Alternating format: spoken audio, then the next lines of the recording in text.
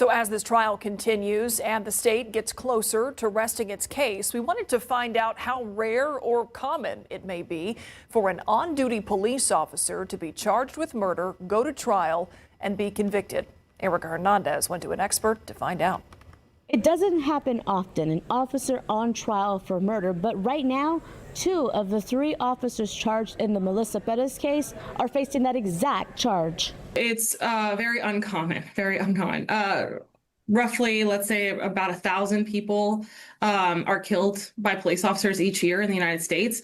And on average, around or fewer than 2% of those killings result in criminal charges, and fewer than 1% actually lead to convictions of those officers or for murder or manslaughter. That's why this trial is so unusual. The reason St. Mary's law professor Sigrid Vendrell Polanco says comes down to high legal standard. Prosecution has to prove that it was objectively reasonable actions by the police officer, and that no other officer would have acted in the exact same way.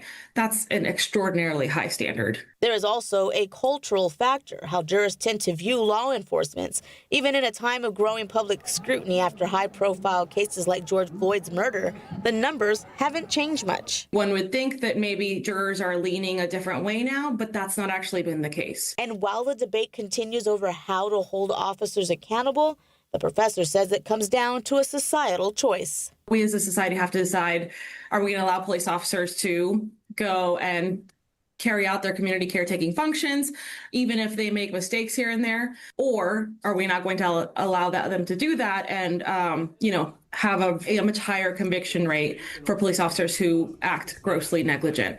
And as this case moves through court, it's a rare test of that balance, both for the justice system and the community watching. Correct? Correct, sir. Erica Hernandez, KSAT 12 News.